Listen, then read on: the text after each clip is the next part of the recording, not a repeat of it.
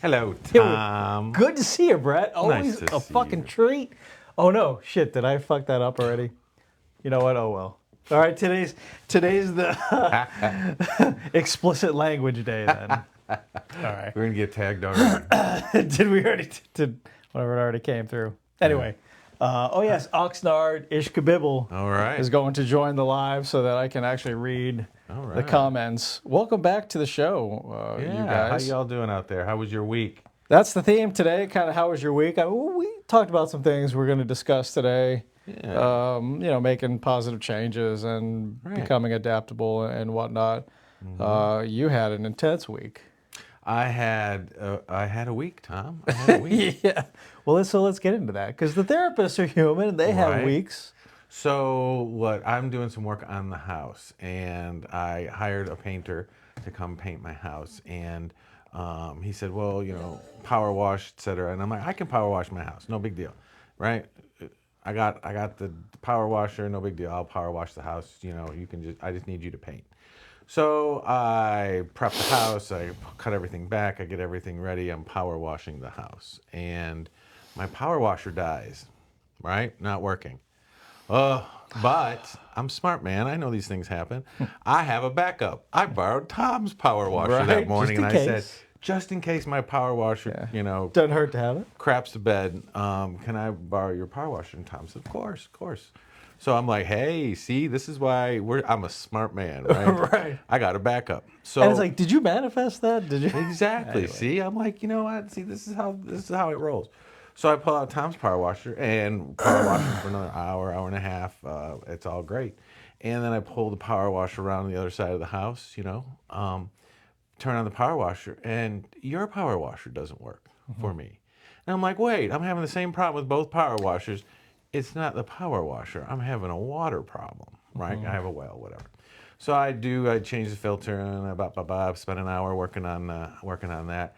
To no avail. That power washer doesn't work. So now it's like 2 p.m. I have painters coming first thing in the morning. Now half the house is power washed. What am I going to do? I'm freaking out. I'm like ready to blow a gasket. I'm ready to stroke out like instantly. I can feel my blood pressure beating in my skull. And I just pack it up and I go in, I call it, I contact the painter, you're going to have to power wash the other half of the house, blah, blah, blah. I go in, I open my email, and I get an email that I am not looking, comes out of the blue, problem that shouldn't be a problem that now I'm going to have to dig out, spend a lot of time digging out. So Tuesday was not my day, Tom, and I was ruminating, and again, I almost stroked out. I took some extra medication, and then whatever. My day went on. I went to bed. Get up. Tom and I work out in the morning, and I am just bitching to Tom about what my day was. Mad. I was still angry, and Tom, is a good therapist. He's And after about 15 minutes, I get it all out, and he's like, "Why are you fighting the universe?" I'm like, "What? What are you? What? Why are you fighting the universe? The universe said you shouldn't power wash because you're going to go up on a ladder, you're going to fall, you're going to break your neck. Yeah. The universe is saving you, right? And how much inconvenience? How much is this going to cost you to have the painter power wash? A couple $100? Right. So you're getting this upset, risking stroking out for a couple $100. Tom's like, what in God's earth is the matter with you? And you know what? When you put it in perspective like that, it's not a big deal. Stuff happens in your life, stuff happens in your world, and you just got to roll with it. You may not understand the reasons why things may be happening to you, around you, for you, but you just have to have the confidence to trust that things are going to be okay. Yes. You've made it this long in your life, and things have always been okay for you. Why is everything such a disaster now? We have the ability to adapt to it. We can adapt. Amanda said she found Power Washer TikTok. I bet that is so satisfying. That is so satisfying to watch. It's fun to do. I love the first 35 minutes of it. Yeah. The last 3.5 hours afterwards suck. But like the first 30 minutes when you're seeing like the lines come through. Right. So it's probably more enjoyable to just watch that on TikTok. Somebody else do it. Exactly, for sure. So adaptability, Tom. So being adaptable. Right. Oftentimes I've found in my life that if I want to make some change happen, look, my brain can get on board with, I need to clean up my diet because I want to be healthy, because I want to look good naked, because I want to do, X, Y, and Z, because I've been eating crap food and I feel like crap, so, okay. However, in the moment, like after a long day and I get home, eating a grilled chicken salad for dinner doesn't seem as appetizing as having, steak, potatoes, and then flaming hot Cheetos and shit like that. So in those moments, my health, my desire to look good physically, all those reasons are not as important as it is for me to feel okay right now eating crap food or whatever. So it's a challenge in therapy to find that one thing. Remember that City Slickers, Jack Palance, is the one thing. One thing. To find that one thing that is going to be the catalyst, which is going to be more important for you to do or to engage in or to achieve than the not so healthy or maladaptive thing that you're about to do. Right.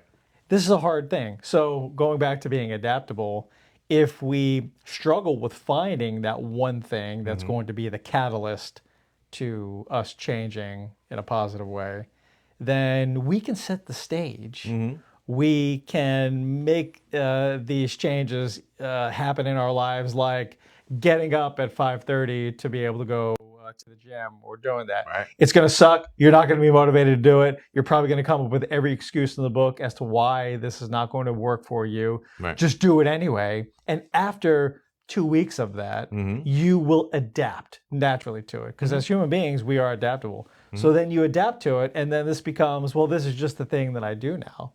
After a month, after 2 months of doing that, getting up at 5:30, it's already part of your daily routine and your schedule, and you've adapted to it. And now you start to see the changes by getting up at 5:30 and going to the gym. Now you start to see, hey, actually, I've lost 10 pounds, and I can see some definition in my shoulders. And then those are the things that are going to fuel you and motivate you and drive you further. So it's not just like, I'm going to make these changes occur in my life and they're going to happen over the next 3 days. You're not going to see that. It's going to take some time to be realized. So set the stage for yourself, adapt to it, and then see what occurs.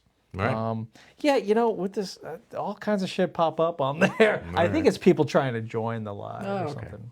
Good. Anyway. But you're right. Creating a new habit, well, they say you got to do it 7 times to create a new habit.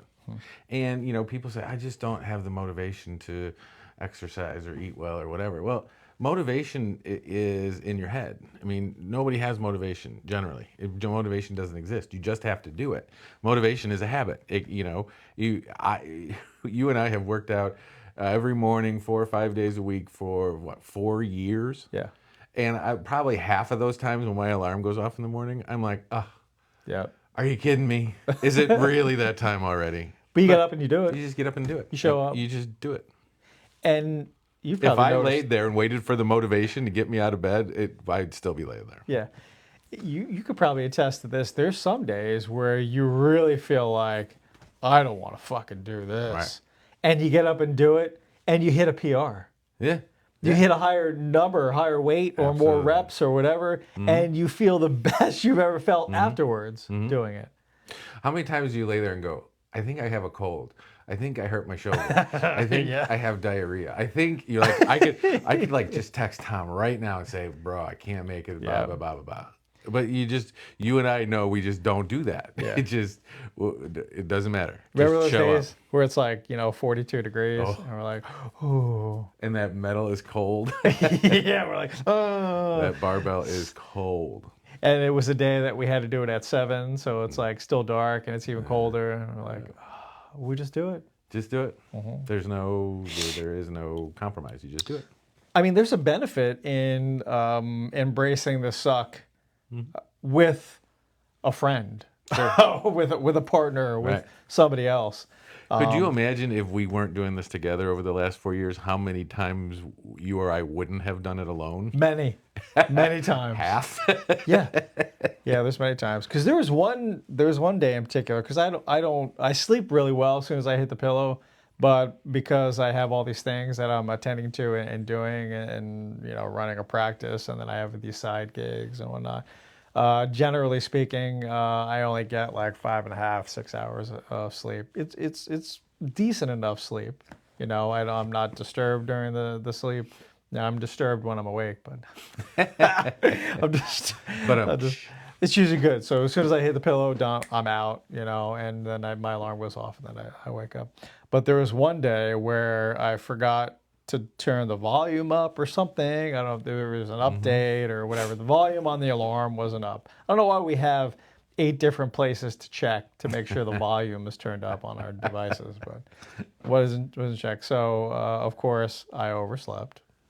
Wasn't up. Didn't set up the schedule. Didn't open the garage. Didn't prep the weights and the routine. Right. Didn't make the espresso. Our usual thing. So you showed up. Texted me. Of course, I didn't hear it because no volume. And I woke up. Sun was up. Birds were chirping. I rolled up. I felt great. Like for a split second, I felt really good because I got 7.5 hours of sleep that particular night. So it's like, hey, that's a real wake up call, right? Right. Felt great, and I was like, oh man, what's happening? What's going on? Wait a minute. And then it was the panic that set in, right? Oh, fuck. Yeah. I screwed the pooch on this one, right? Like I looked at the phone, and then I saw that your text, and I saw that the volume wasn't up, and I was like, oh, hell. So, luckily I still had enough time to do my quick workout. And you got to go home and just, watch TikTok or something. Another cup of coffee number 2. Right. But it's amazing how my body was telling me this was really good. I felt good. And then the mind kicked in, and the mind said, you did something wrong. And that immediate panic just switched the whole feel-good thing. That's the power of our minds. Right. The fact that something as simple as that, because it wasn't a big deal. No. Okay, it didn't work out. Whatever. You live 3 minutes away, if that, so I can just go back home. Even if you lived a half hour away, it would be a mild inconvenience. Okay, that stinks. I'll go back home. But it's not the end of the world. No. Why do I have to panic about that? Why did I almost stroke out on Tuesday for something that's not that big a deal? Right. And as you pointed out, why are you fighting the universe? The universe probably saved your life. You probably didn't break your neck or your leg. Yeah. So you not breaking your leg, right? You being healthy and being able to live to tell another day, or have more experiences in life is more important than pressure washing the house. So then the weird thing. So then the painter shows up the next day with his power washer, using my water source, so nothing different, and his power washer worked just fine. And it worked just fine. Unreal. It's like, what is actually happening here? Yeah. What is actually happening? Witchcraft. There is no reason that 2 power washers, mine's gas, yours is electric, right? There's different. So it wasn't the power source It wasn't the power source. It could only be the water source. And they work just fine. And the painter's power washer worked just fine. So something was happening. Yeah. The universe stepped in and said, we're taking over for here. Yeah. And why are you fighting that? Think about the other dimension where the power washer was working and you got up on the ladder and got the cord wrapped around your foot, and then you're hanging there for like an hour. At least I had some water to drink. High pressure water. Yeah. I heard a story of a lady that was pressure washing in flip flops, and I know, right? And got soap on her foot, from the thing, and just was doing the pressure washer and was like, oh, I'll just get the soap off of my foot. Took the whole top layer of skin. Yeah, you can't off do the that. Foot. You don't want to do that. When you're on autopilot and you're just really not thinking about shit. Oh God, can you imagine that? So the thing that leads me to talk about adaptability And another phrase for that is dealing with adversity, right? So the whole thing about therapy, or the whole thing about life is, people think that, oh, I have a happy life because I don't have any adversity, right? That's not the definition of a happy life. Is not the absence of adversity. That's ridiculous. Adversity happens to all of us. Yep. Every day, every week, something happens to us that we have to overcome, get around, work through, get frustrated with, work through. So the definition of a happy life is not the absence of adversity. It's how we manage the adversity in our life. Yeah. Our ability to work through problems, to Right. solve Our problems. adaptability, our ability to work through those things and not stroke out, right? So as a therapist, when people come to see me, I ask the same question every single person, every single time, every single session. And it's, how's it going? Right? And I get one of two answers. Well, there's a lot of different words that are used, but essentially I get one of two answers. I get, oh my God, it was such a terrible week. My boss is a jerk. My dog ran away and I got a flat tire. So you're telling me about the adversity in your life and how you're upset because you didn't manage it. That's one answer. The other answer is, oh man, it was a tough week. My boss is a jerk. I got a flat tire and the dog ran away. But when I was looking for the dog, I met a guy 2 blocks over. He does homebrew in his garage, and I'm going to go taste some new beers next Saturday. Yeah. You managed your adversity, right? That's just an example of, but it's either, people want to tell me about their adversity and how they struggled through it, or people talk to me about their adversity and how they managed it. And that's what life is about. Right. Managing those moments, those challenges that you're facing, and that's what ultimately leads to you having a productive and a happy life. Right. Is you being able to cope with those things and find new ways if the current ways are not advantageous for you or they're causing significant negative consequences in your life, then we can tweak those things. But as long as you're managing, that's what you're supposed to do. That's what life is. it's okay. I want to tell a story that I really like, Sure. and I heard it. I don't know exactly the source of it, so I don't want to butcher it too much, and I want to give credit where credit's due. But anyway, so I heard this from yoga philosophy teacher Julie from Yoga Renew. I'm taking this online course, and so she heard it from a guru of hers, or an instructor or teacher of hers, somebody that she admires. So at least I can give some of that credit. And I'm not going to do the story justice like she did in the lesson, but I like the story, and it's something I'm going to utilize in sessions. So, and it's kind of fun. Here I go, backloading everything, right? Just tell the story. Tell the story. Spit it out. Here's a story. Young guy, shy, doesn't know how to talk to women that well, right? Never really had a girlfriend, may have been on a couple dates or something, but it was all just like happenstance and maybe through friends or something. He didn't have the confidence to go up and say, hey, would you like to go see a movie or something? So anyway, he's a young guy, 20s or so, kind of feeling like he's missing out on that whole romance thing, and is kind of ready to date and maybe have a girlfriend. So there's a young woman at work that he admires that he would like to ask her out to a movie. So he drums up the courage, steels himself, worried about rejection, of course, goes up and starts talking to her in that nervous kind of, way. Finally gets the courage to say, what are you doing Friday night? And she, not too much. So would you like to go to a movie with me? Not even dinner and a movie or whatever, just would you like to go meet me at the movies, and we'll watch a movie together, whatever movie you want to see. And she says yes. So he's excited. So he gets that instant, just little boost of dopamine, a little bit of more confidence. I didn't get rejected. She said yes. And then, of course, the anxiety and the nervousness sets in, oh God, what am I going to wear? What am I going to say? Now this is all kind of plaguing his mind. And but he fights through that. He manages, doesn't cancel, because, of course, in his mind, he's like, I should just cancel it, and so I don't have to worry about it. But so he gets to the movie theater, greets her, and, wearing his, Sunday best type of clothing. Not necessarily suit, but something really nice button-down shirt. and she's dressed nice. So clearly this is a date. It wasn't just like a couple of friends hanging out or coworkers or whatever. This is like an actual date. So he's excited about that because she sees it as a date. This is a good sign. Maybe this could lead to something. I don't know. His mind's going all over the place. So I get tickets.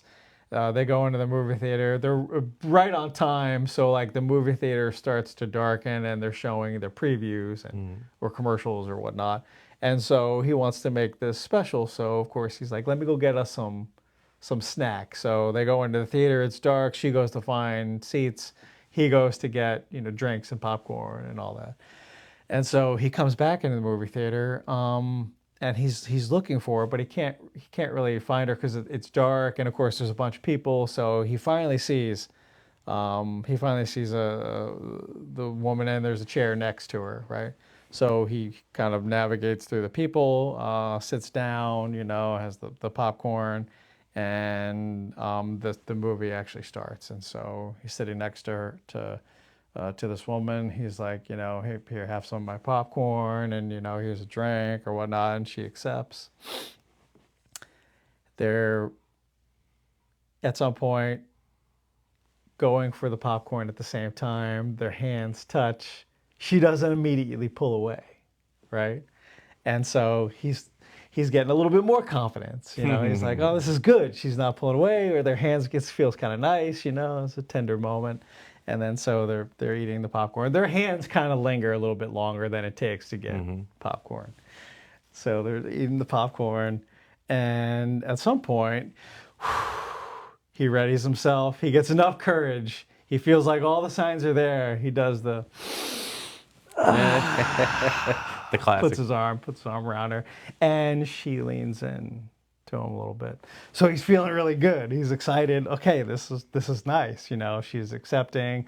I got my arm around her. He's got his hand on her shoulder. She kind of leans in. He kind of leans in. Maybe their hair is kind of grazing one another.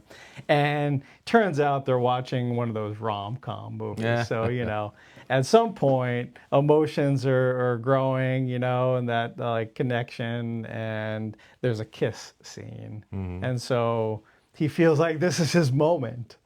And so he kind of leans in, turns his head. She catches the movement, and she turns her head, and they have a kiss. And this is wonderful. His heart is just beating out of his chest.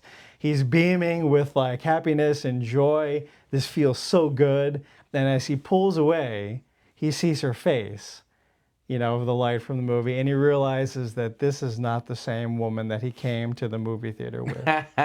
Instant panic.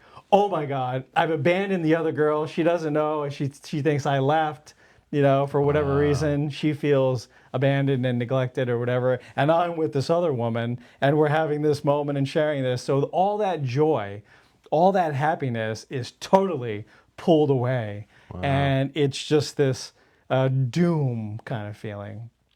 Now, the situation in and of itself was really good. All the elements were there. The signs were there. They enjoyed this good moment. Who knows what this could actually lead to? Who is this strange woman? Right. We don't know. But it just highlights the fact that 90% of all our experiences happen in our mind. Right. It's not the things that are happening outside of us. It's the things that are happening between our ears. And it's all about our perception.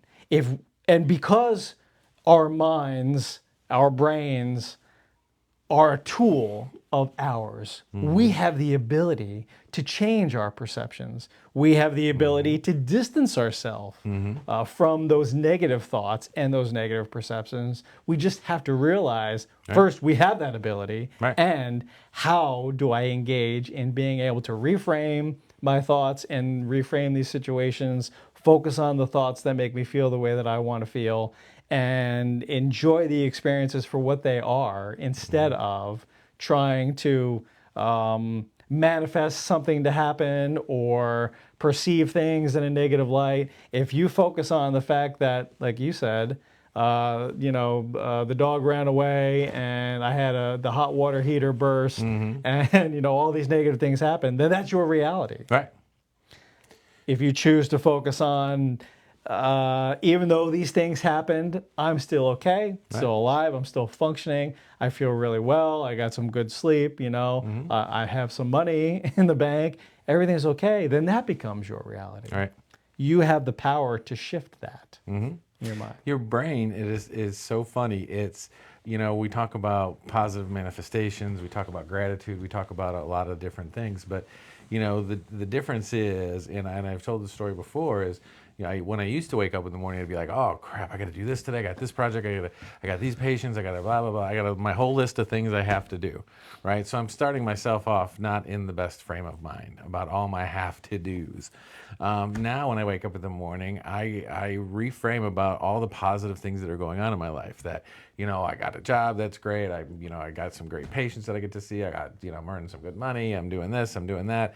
I live in a beautiful part of the country. All the things that I'm grateful for. I have somebody very special in my life. Those things. And then once you do that and you go about your day, your brain will now seek out the evidence to support the frame of mind that you're in, right? So if I'm starting my day with gratitude and on the positive aspect of things, my brain is looking for, oh man, it's such a beautiful day and the temperature's wow, look at that hawk flying by, and all of the good things that are happening in my life. My patients are getting better. Wow, so your brain will seek out all the evidence to support your mood. If you start off in a crappy frame of mind, you're going to see look at the garbage on the side of the road. Oh, it's so humid today. Oh, it's, Sure. that guy cut me off in traffic. Oh, so your brain will then seek out the evidence to support your frame of mind. Many people that we work with have that narrative that life sucks and it's never going to get any better and nobody is ever going to admire me or show me that they love me or care about me or that I matter to them. What's the point? It's this just despair and hopelessness, and they feel like, because that's their default narrative, that there's no other way to look at it. And so you mentioned, hey, be grateful and journal and meditate and do yoga and do all these great things and exercise and go for a walk. And maybe they've tried those things, but usually it's thrown away. It's discounted as, well, that's not going to help. Because if you're in that frame of mind that life sucks, then all those other things that are good, that are healthy, that people who have that positive kind of mindset are enjoying, they don't really mean anything for you, at least right now. Until you actually do those things for a period of time, and you might start to see a shift in your reality. You might start to see a shift in your mind. It's not just throwaway shit. Look, as therapists, the things that we're talking about and encouraging people to do are not just things that we read on Google. Right. It's not just shit that sounds we good. learned in school. It's not, no. It's things that we have put into practice. Things that we, through trial and error, we've seen in our own lives actually work, and in the lives of the people that we have. Look, I mean, how many people have we talked to in this field? Tens of thousands of people that we've worked with, and thousands of people that we've helped that have actually taken some of these suggestions and put them into practice and have seen changes in their lives. So, I mean, I'm not saying that I'm the greatest therapist that there is, or that what I'm saying is gospel or anything. See if it works for you. But I want to create some value in the things we're talking about and sharing, on these lives and in this podcast, and with our clients and the people that we serve, that we have experience in doing this. I mean, collectively, like 50 years of experience in doing these things, in talking with people and seeing changes happen in other people's lives. So, I mean, when you're on TikTok scrolling around, and you see a 20-year-old who's saying, you need to... dressed as a gecko? Right. You need to do these things. You know what? Maybe that advice would be helpful and work, but there's not the weight or credibility behind that. And so if you know that subconsciously, who the hell is this guy? Not a licensed therapist, not a seasoned veteran therapist who's been working with people. Your subconscious mind is already going to start like not believing in what that person is saying. So I want to build like value in us and the things that we're sharing. And we are by no means perfect. I mean, we have our moments. Look at my Tuesday. Yeah. My Tuesday was a wreck. And it got straightened out like within 10 minutes of talking to Tom. Because he's like, why are you fighting the universe? Just that one phrase, I went, you SOB. Of course I knew that. That's why I value the relationship that we have and the relationship I have with all my clients and the people that I love and care about in my life. Those connections are so much more valuable than any amount of money. Yeah. So, you know, talk about the positive, you know, frame of mind, positive affirmations and stuff. You know, I have a wide friend group that I see, you know, primarily on the weekends. And it was about a month ago, you know, we're out and somebody I know, you know, a friend said, "You're always so positive and happy." And I was like, yeah, what's the alternative? What's the alternative? Yeah. I mean, why not? If this is your life and life is so dang short, why would you choose to be miserable? It's infectious. Just be happy. Yeah, it's infectious. I know there are people that because of their narrative, I'm not discounting all of that stuff. Yes. Yeah. But it's infectious. Being positive and being happy around people, even if people are like, "Oh, I'm sick of that." There's a lot of other people that will be like, "You know what? That like all of a sudden their vibrations are raising because of that." When I worked early in my career, I worked for the Archdiocese of Chicago. Worked with really horribly abused, neglected children mostly out of the city. And there was a woman that I worked with who I admired very much. She ended up being a Chicago police officer. Andrea, if you're ever seeing this, I'm just talking about you. You're amazing. But it was a very stressful environment, and there would be days that were not always easy. And Andrea would answer the phone, and the way she'd answer the phone was, "Despite all things, it's still a great day, you know, here at blah, blah, blah." And just that positive affirmation that we heard all the time. Despite all things, it's still a great day. Yeah.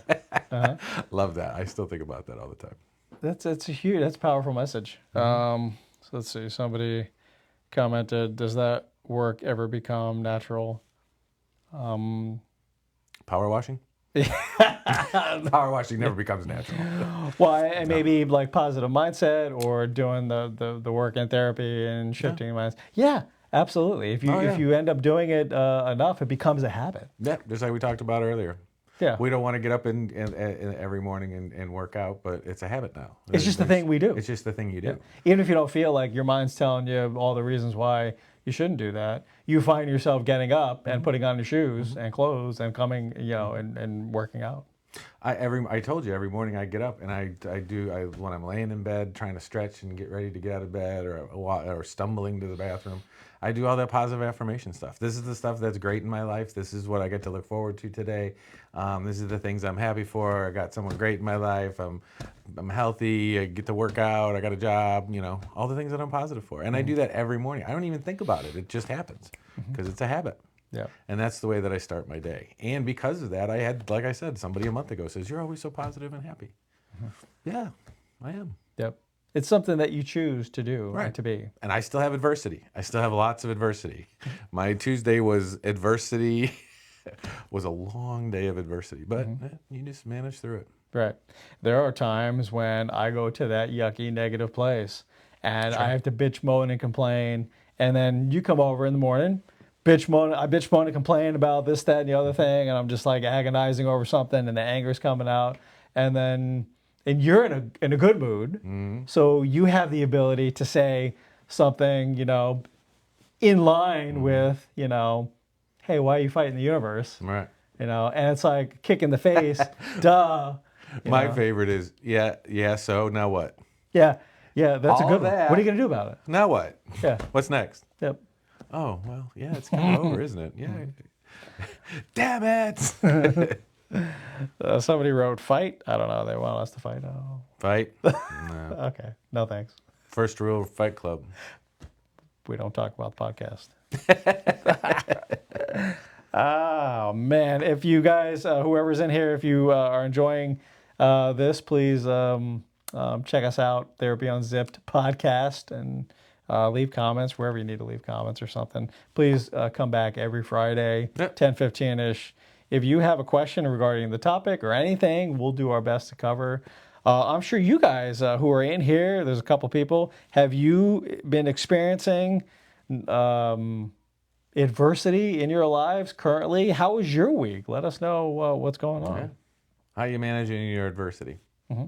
The better you are prepared, and we talk about the big five, right? Water intake, good sleep hygiene, some decent nutrition. Don't eat everything out of a bag. Some kind of schedule, and some kind of exercise. Yeah. Right? Those 5 basic things. You are more resilient and prepared to handle the adversity in your life. If you're not sleeping well, you're hungover, you're eating a bunch of garbage and preservatives, and you're dehydrated, you are not resilient to handle the adversity in your life. Regardless of the CBT work that we're doing. Exactly. If you're not setting the stage, back to the initial discussion about setting the stage for yourself to adapt to, Right. that's the stage to set. At least do those things. These are the basic foundational things to have in place. Right. Sleep, getting good sleep, quality sleep. Water Nutrition. intake.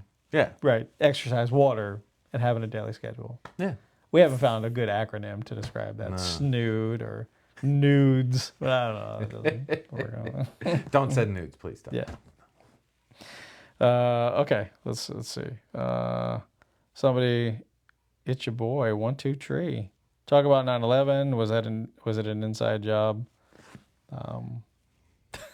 All right. Well, that's heavy. Second rule about podcasts: don't get involved with government conspiracies. Yeah. I don't know. I really don't have enough information on that. I know there's a slew of information out there. I think I would like to say critical thinking is a huge benefit for you. So get as much information as you can about a topic, whether it's 9/11 or whether it was a conspiracy, inside job or not, or anything that you want to learn about, or whether it's about therapy or cognitive behavioral therapy or EMDR or interventions or how to tile a bathroom. Get a lot of different information from different sources and critically examine that information. Right. What's the source? Where is it coming from? What could be the motivation behind it? Is somebody trying to sell you something? Or somebody trying to get attention? And then cultivate your own ability to draw your own conclusions based on a lot of information. Don't just do one quick Google search and take the first thing that pops up. Right. There's benefit in critically examining things. So if I had to talk about 9/11, I would say gather as much information as you can, draw your own conclusions. So, it's interesting that someone drops this trying to derail this or turn this into a different kind of subject. But, the thing that we talked about was managing adversity, right? 9/11 was adversity, whether it was an inside job or an outside job. And you gather all the information, be informed, be educated. But then you get to the point, so now what? What are you going to do with that? Sure. So let's just say we assume that 9/11 wasn't an inside job, and we see what happened. That was the outcome. Yeah. So, assume that it was an inside job. Now what? What are you going to do different because you believe that? So people have flat earthers out there, right? Let's talk about conspiracy theories. I love conspiracy theories. So we have flat earthers out there. So if that's the conclusion, now what? How are you going to live your life different based on that information? Or is it just fun to take a dump in the middle of stuff? Whatever. I love the so what. So now what? So what are you going to do? What are you going to do different? Laugh my ass off. What's up, bub? Brett, thanks, Tom and Brett, for a great live. Thanks, brother. We really appreciate you being here and sending the likes and commenting. Amanda had a great comment. She said, practicing acceptance. That's how I am managing adversity right now. Awesome. Great. Yeah. It is what it is. I love that. I hate that saying, but I mean, there's truth behind it. But I love the practicing acceptance because radical acceptance, that's a component of DBT, dialectical behavioral therapy. If you can't change your situation or find a coping strategy that works to ameliorate the symptoms that you're experiencing, then almost last resort, just accept this is what it is right now. This is where I'm at. You know, is it always going to be this way? Probably not. Most likely not. Of course, our brain goes to, I'm always going to feel this way. It's always going to suck. Whatever. At least for right now, it's what it is right now. If it sucks right now, it just sucks for right now. But everything changes. A form of DBT is ACT, acceptance and commitment therapy. And sometimes you just cannot change the circumstances in your life in the moment, and you just need to accept, right? Yeah. I have to accept that I'm devastatingly handsome and bald. I just have to live with that. Yeah. How do you stop negative feedback from impacting you overall? This is a comment from world's biggest Vipers fan. So how do you stop negative feedback from impacting you overall? Trying not to ruminate, but it's hard. It is hard. And, you know, I don't know whether the negative feedback is coming externally or internally, but I can guarantee you we are all mostly impacted by that negative feedback that comes internally, right? So this is exercise that I work with my patients on. So we have that, what we call the 30-second elevator speech, right? So if someone says, hi, you know, who are you? You have that 30-second, you know, elevator speech in your head that you do externally. Hi, my name is Brett. I'm a therapist. I live in Florida. You know, blah, blah, blah, blah, blah, blah, blah. This is who I am. That you have that kind of created in your head. But you also have an internal elevator speech. The things that you tell yourself over and over again. Man, you're old, you're fat, you're a piece of shit. You know, you're just, you know, you're getting older and nobody really likes you. You know, the whole internal 30-second elevator speech that people write and they say and they believe about themselves. Well, guess what? You're the author of that internal elevator speech. You are the only one that can edit it and rewrite it. So I have people practice and I have them write it out on a piece of paper. What is your 30-second internal elevator speech that you say to yourself, right? And write what you want it to be. You know what? I'm happy. I'm in good health. I'm got, you know, great kids. I'm in a great relationship. You know, though I'm doing okay. Whatever it is that you want to write about yourself, write it down on a piece of paper and stick it up on your bathroom mirror and read that stupid thing every time you walk into the bathroom. Yep. And you're going to say it over and over again until you memorize it, and you're going to say it over and you're going to believe it. Yes. And you know what? You're going to negate the critics, the external people, because the only person that really, really, really matters at the end of the day is yourself. Yeah. So. You have this way of describing it that you've shared before about the backpack. Everybody's got their own backpack full of stuff, sometimes full of shit, whatever. I don't have to carry your backpack. I don't have to live your life. Nope. And you don't have to live mine. Right. So if somebody is giving you some negative feedback, so it's an external experience from the negative or of negative feedback, then they're not living their life. They don't have to carry your backpack. They don't know your experiences. Right. So what they're saying really doesn't have any relevance. Right. So when you take external feedback like that, sometimes you need to take it and put it through your brain, and then you give it right back to them. Because otherwise, if you take that feedback, you're putting it in your backpack. Oh, that guy says this about me, I'm putting it in my backpack. She thinks this about me, I'm putting that in my backpack. That backpack gets very heavy, and that gets it's a big burden to carry. Don't carry other people's crap. That's their garbage. Give them back their garbage. They can carry their own shit. That was the biggest challenge early on as a budding therapist, getting into the field, is me trying to carry everybody else's backpack for them. Doesn't work. And it just, it was too heavy. Too heavy for me. Donald, hi. Hi, Donald. Thanks for being here. We really appreciate you. The world's biggest Vipers fan. Also, millions of people can't keep a secret. No conspiracy. I think that was related to the 9/11 type of thing. And he also said, I don't know, he or she. Thanks, I'll do that. I think it's something we said maybe. Cool. Was helpful. So, well, I really appreciate you guys commenting and being here. We'll field almost anything. Yeah.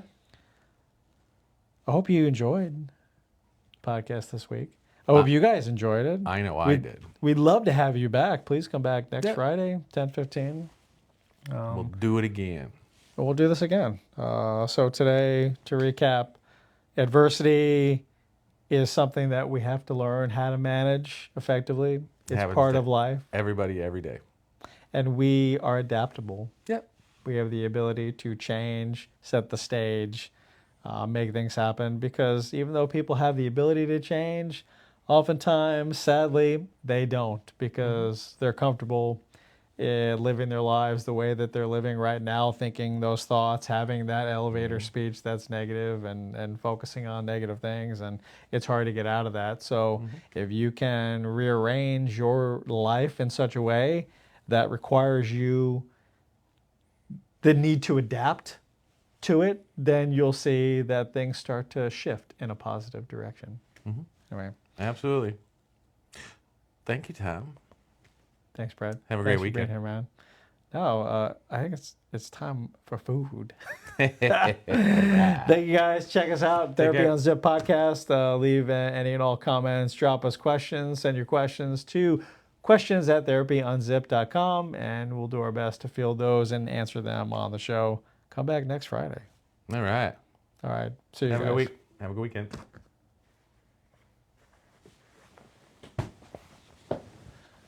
Hot dog.